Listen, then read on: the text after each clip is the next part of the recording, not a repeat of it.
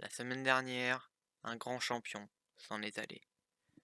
Peu en ont parlé, mais tous ne tarissent pas d'éloges à son sujet. Meilleur bantamweight de l'histoire, meilleur brésilien à avoir foulé les rings, meilleur boxeur de son temps. Un mythe, un titan, une légende, oubliée.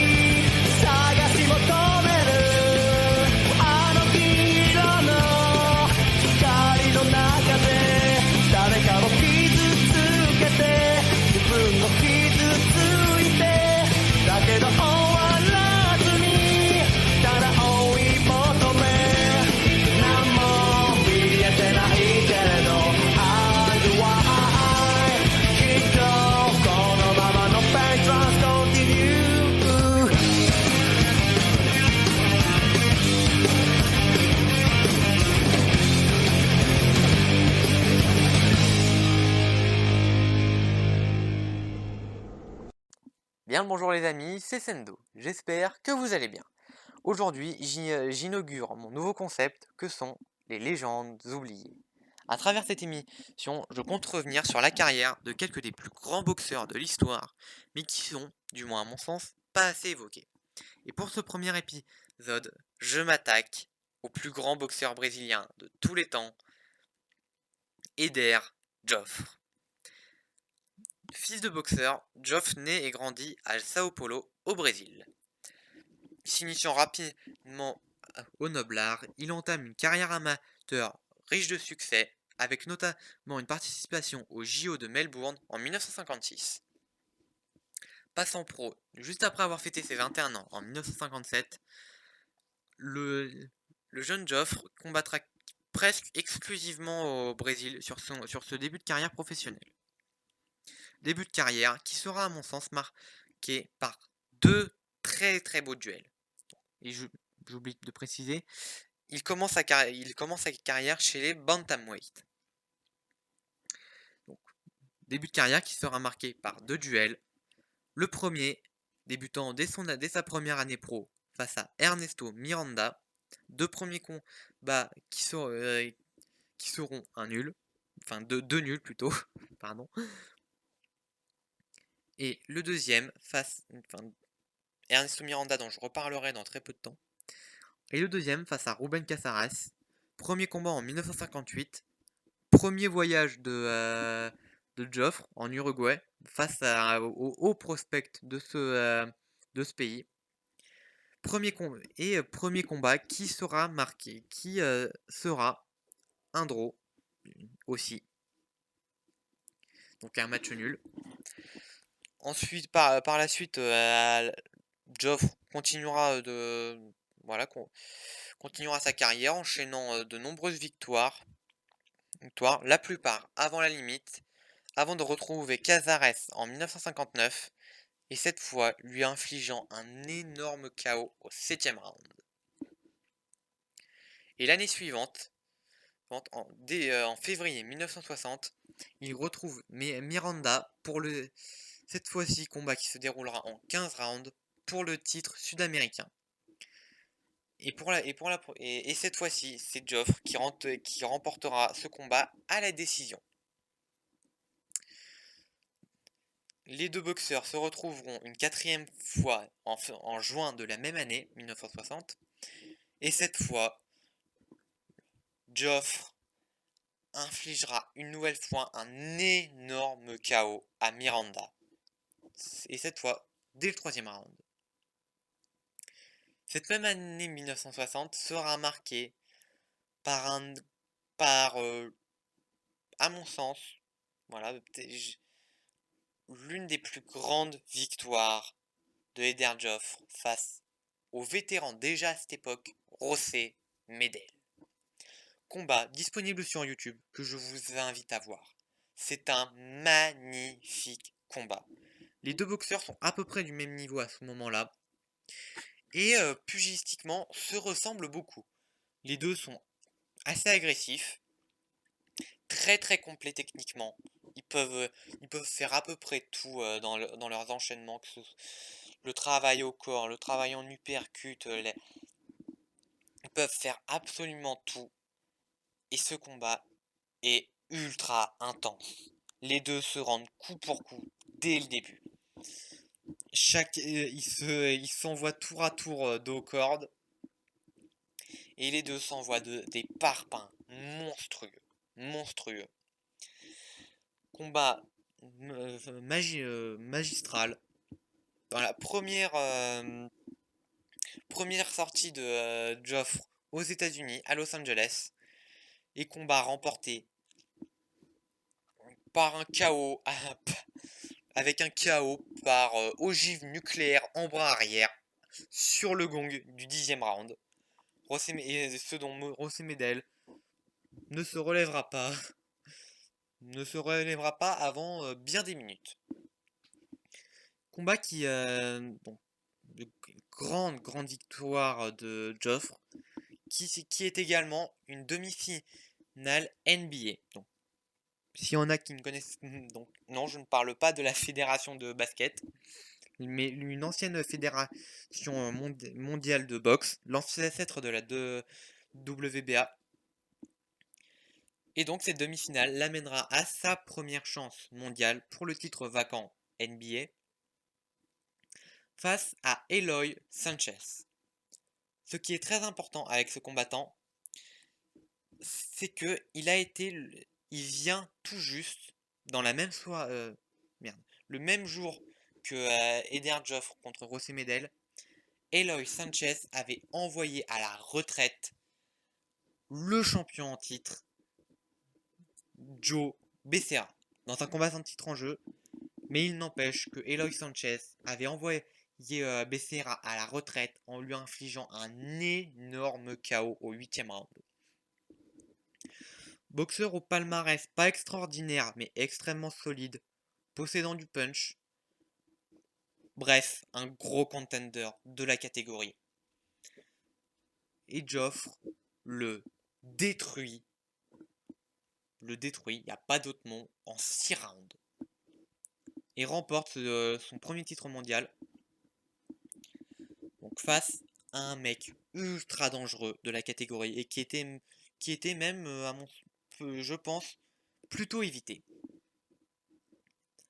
Après 2 défenses de titre remportées par KO, il rencontre le champion linéal, parce que bon, on parle beaucoup de cette époque comme étant une époque stable, car il n'y avait qu'un seul titre mondial, c'était pas tout à fait vrai. Mais là, donc là, Joffre remporte, enfin, voilà, oui, j'ai spoilé, combat le champion Johnny Caldwell, Caldwell, pardon, qui à ce moment-là est invaincu en 25 combats et qui vient de battre par 2 fois, voilà, Cocorico, le français Alphonse Salini pour le titre mondial des bantamweight. Donc, gros événement à Sao Paulo, donc la terre de Joffre. Et là encore, Joffre nous sort une petite démonstration des familles qu'il finit de façon magistrale en passant un énorme bouillon à Caldwell au 10e round, forçant le manager, enfin le coin de Caldwell à abandonner. Joffre initie donc sa ceinture NBA au titre linéal de Caldwell et devient le pur champion, le champion incontesté et incontestable des Bantam. Voilà. Et après une nouvelle défense victorieuse avant la limite face à Herman Marquez, il retrouve pour la deuxième fois José Medel et cette fois, petite originalité, pour la ceinture WBA des Bantam qui vient d'être créée. Donc, nouveau combat face à Medel et malgré un premier combat fantastique et ultra équilibré, cette fois-ci, il n'y a pas match et Joffre massacre Medel et et le met KO de façon très très violente au 6e round. Dès son combat suivant en 1963, donc face à Katsutoshi Aoki, donc un japonais, je crois qu'il était champion au PBF à l'époque. Il se rajoute également la ceinture WBC. Combat qu'il remporte de façon expéditive en envoyant Aoki deux fois au sol, deux fois au sol au 3e round. Le mois suivant, il affronte le champion philippin, donc le champion des Philippines, Johnny Janito, qui est, sans avoir affronté vraiment l'élite mondiale, était resté sur une grosse série de victoires aux Philippines et se présentait avec de beaux arguments face à Joffre. Et ça s'est montré sur le ring, sans pour autant réellement l'inquiéter. Jamito donnera beaucoup de fil à retordre à Joffre. Mais malgré tout, Joffre, c'est Joffre. Et il fera plier Jamito au 11e round. Après cela, alors je sais pas exactement ce qui s'est passé. Peut-être qu'il a été blessé, peut-être qu'il y a eu d'autres ennuis. Mais il ne recommente, donc pour rappel, on est en mai 1963. Et il ne recombattra qu'en novembre 1964. Mais là aussi, face à un sérieux client de la catégorie, qui est Bernardo Caraballo, qui à ce moment-là était invaincu en 30 combats, 29 victoires pour un match nul, et se présentait comme le contender numéro 1 de la catégorie. Et malgré ça, eh bien une fois encore, Joffre est à un tout autre niveau et, exécute sommairement le pauvre Caraballo dès le 7e round. Et là, avant de nous attaquer au prochain combat de Joffre, qui est très important, j'aimerais notifier que depuis sa première victoire contre Ernesto Miranda, Joffre est sur 17 victoires consécutives avant la limite. 10 championnats du monde. Face à une très belle génération de bantamweight. Voilà, c'est une catégorie dont je reparlerai dans plusieurs vidéos qui vont suivre.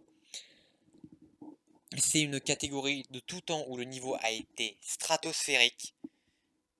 Et sans être une grande génération, cette génération-là de bantam n'échappe pas à la règle.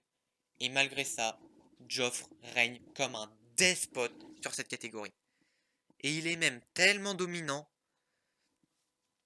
qu'il est considéré par les plus grands spécialistes du sport de l'époque comme étant le meilleur boxeur, toutes catégories confondues. Et pour rappel, on parle quand même de l'époque de mecs comme Emil Griffith chez les welterweight, Dick Tiger chez les middleweight, Joe Brown, Carlos Ortiz chez les lightweight. Donc voilà, vous voyez quelle est la concurrence dans les autres catégories. Mais non, c'est lui qui est considéré comme étant le meilleur boxeur au monde à l'heure actuelle, à ce moment-là. Et ça, c'est en début 1965, avant qu'il affronte Fighting Harada. Ancien champion du monde WBA des flyweight, donc la catégorie en dessous, qui est monté depuis quelques années chez les Bantam. Donc Joffre qui va chez Harada au Japon, combat qui se déroule à Nagoya, et combat que vous devez voir. Vraiment, c'est un impératif. Dès que vous aurez fini cette vidéo, vous irez me voir ce combat. Il est fantastique. Joffre, qui d'ordinaire est plutôt un rouleau compresseur, et ben là, sur les 2 premiers rounds, c'est Harada qui met le pressing. Et qui fait reculer Joffre, qui le balade d'un bout à l'autre du ring, qui met déjà un énorme volume. Et voilà, Harada qui commence le combat en conquérant. Mais Joffre ne se laisse pas déboulonner et construit son combat petit à petit. Notamment avec un travail bravant fantastique. Fantastique. Il double son jab assez régulièrement et le poursuit quasi systématiquement d'un enchaînement uniquement du bras avant, mais que ce soit en crochet ou en uppercut alterné. Il n'envoie pas beaucoup sa droite sur ce début de combat. Droite atomique. Et on en reparlera dans ce combat-là. Et voilà. Construit petit à petit son combat. Et après un 3e round et un début de 4e, où vraiment il est très dominant, Harada le chope avec un uppercut venant des enfers, et Joffre, pour la première fois, est au bord de la rupture. Harada ne le lâche pas et lui envoie une série de crochets surpuissants.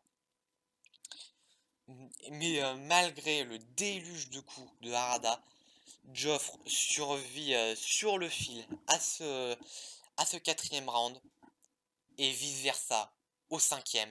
Joffre chope Harada et le met lui aussi au bord du chaos. Et le matraque. Véritablement le matraque dans les cordes. Et c'est au tour de Harada d'être sauvé par le gong, qui lui aussi reviendra dès le début du 6e round.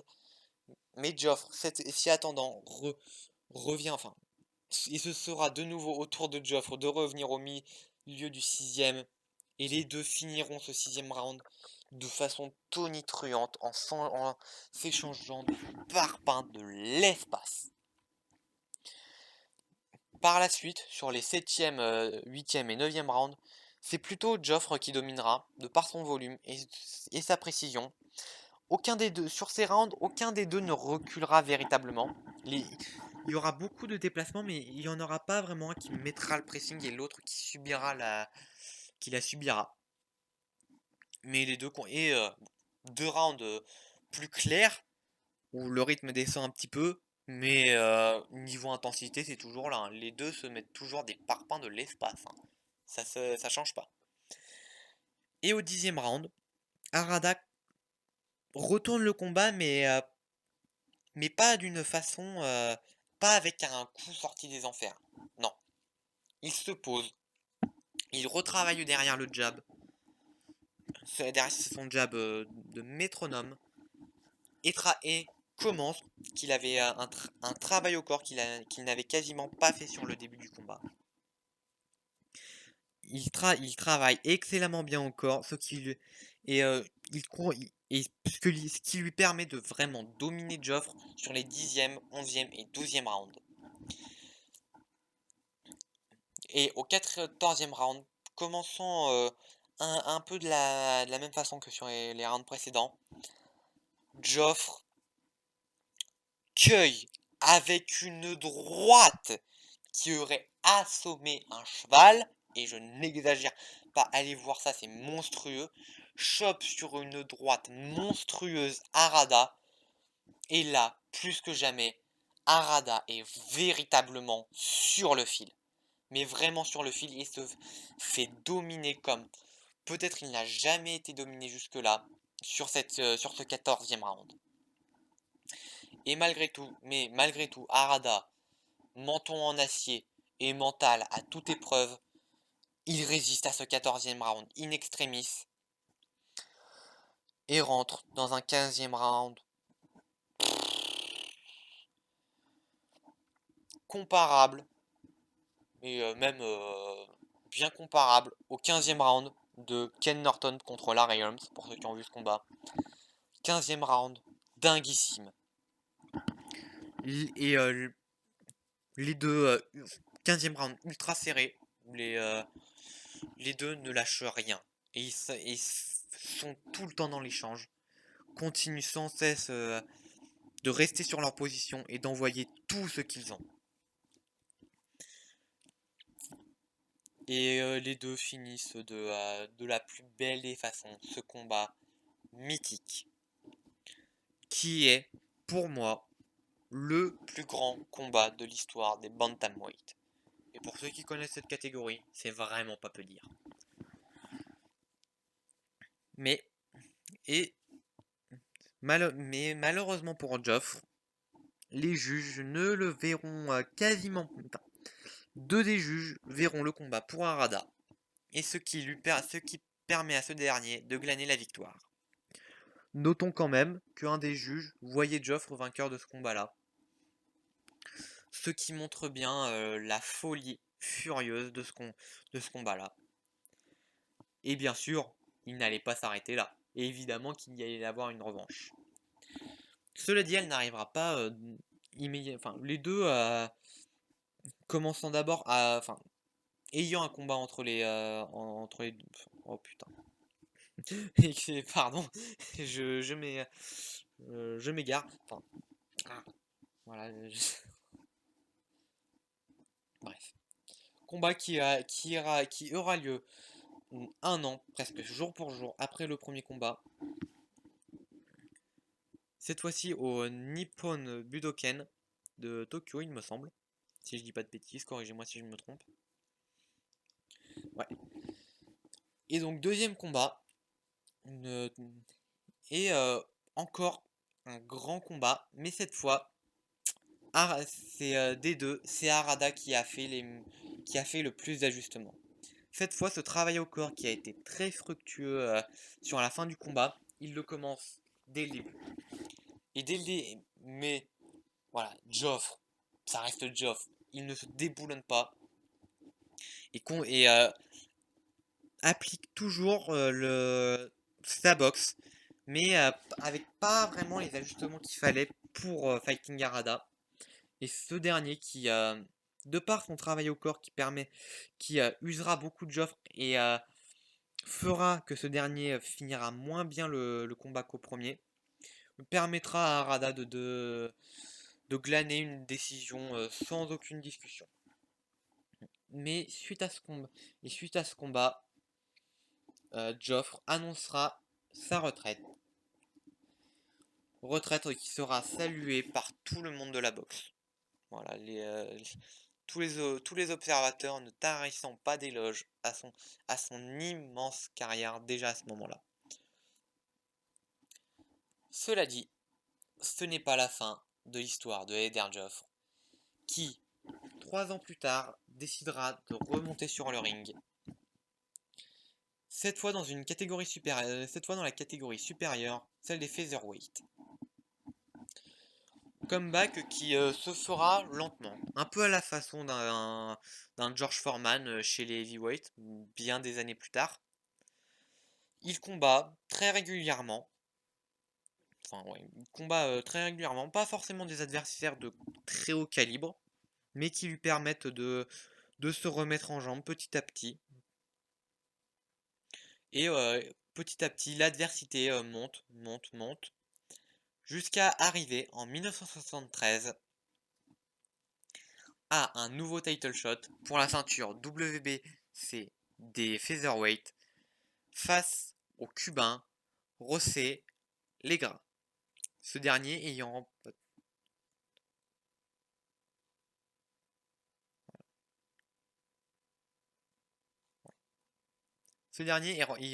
la ceinture. Non mais ce dernier ayant remporté.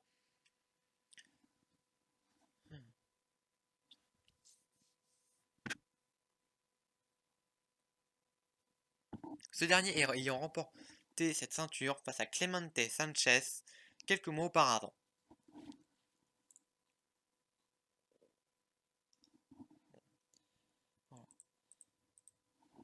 Et combat, là encore, est exceptionnel. Brossez les grâces sur mes Pocket Cassius Clay, ce qui vous donne une bonne idée de son style, qui commence le combat de façon tonitruante, en dominant, comme jamais Eden Joff a été dominé sur les 3 premiers rounds, venant même à faire tomber Eden Joff au 3e. Et là, Eden Joff est mal comme il ne l'a jamais été, même contre Fighting Harada. Mais Joffre ne se déboulonne jamais, et continue, et continue, et continue, notamment à travers un travail au corps monstrueux, et petit à petit, step by step, il remporte de plus en plus de rounds. L'intensité de ce combat est absolument folle, et après une fin de combat dominateur, où Eder Joffre est dominant, il glanera cette ceinture WBC par Majority Decision en 15 rounds. Et la même année, 1973, 5 mois plus tard, il défendra cette ceinture face à une légende de cette catégorie, ancien champion unifié des featherweight, et véritable référence de la boxe mexicaine, Vicente Saldívar. Ce dernier n'ayant pas combattu les années précédentes, commence le combat de façon tonitruante en rentrant dans le lard de Eder Joffre. Ce qui malheureusement pour Saldívar est une grosse erreur, car bien que moins bon que chez les bantamweight, moins rapide, moins explosif, moins incisif, il reste néanmoins un des plus grands punchers de l'histoire de la boxe. Et ce punch, Saldívar s'en rendra bien compte à ses dépens à travers un crochet gauche monstrueux à la fin au milieu du 4e round, se faisant allonger pour plus que le compte. Et suite à ce combat, qui le place d'une très très belle façon dans cette catégorie featherweight, eh bien, malheureusement pour nous, Eder Joffre continuera sa carrière, mais laissera cette ceinture vacante. Ce qui est bien dommage, parce que quelques mois plus tard, Ruben Olivares rentrera dans cette catégorie featherweight et remportera la ceinture WBA. Et Ruben Olivares, pour les quelques-uns qui connaissent, c'est aussi un des tout meilleurs bantamweight de l'histoire.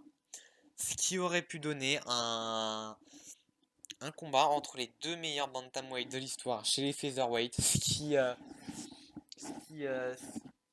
qui aurait donné sans aucun doute un combat mythique. De plus, j'ai un autre regret, c'est que celui qui remportera la ceinture WB, c'est des featherweight à la suite de Eder Joffre. C'est une autre légende, bon, qui très jeune à ce moment-là, qui n'avait pas écrit toute sa légende, mais c'est Bobby Chacon, une autre légende américano-mexicaine, qui aurait sûrement donné, voilà, une guerre atomique. Ça aurait sûrement donné un Fight of the Year. Mais malheureusement, Joffre choisira malgré tout de laisser sa ceinture vacante et de poursuivre, disons petitement, sa carrière. Il ne recombattra donc suite à son combat contre Saldívar, il ne recombattra qu'en décembre. Alors, le combat contre Saldívar, pardon, qui était en octobre 1973. Joffre ne recombattra qu'en décembre 1974, avant d'enchaîner un nouveau hiatus d'un peu plus d'1 an, avant de remonter et finir sa carrière sur une année 1976, d'une belle façon, en battant quelques vétérans du circuit. Alors, c'était. Excusez-moi, j'ai plus la catégorie en tête, désolé. Mais face à de vétérans très très solides de ces catégories featherweight, super featherweight. Alors il me semble que c'était dans ces eaux-là. Et voilà, il conclut malgré tout son immense carrière avec le bilan ahurissant de 72 victoires, dont 50 par KO, pour seulement 2 défaites face à Fighting Harada et 4 nuls, qui sont quasiment tous sur son début de carrière.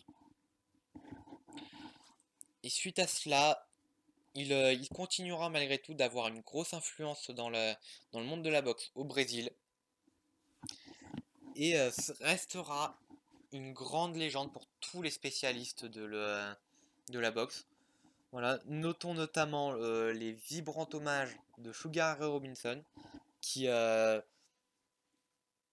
qui aurait été flatté des comparaisons qu'il y aurait pu y avoir entre lui et Eder Joffre, et de Mike Tyson qui, selon ses propres dires, aurait été qui aurait eu comme modèle, enfin, dont un des modèles aura été Eder Joffre, ce qui n'est vraiment pas peu dire.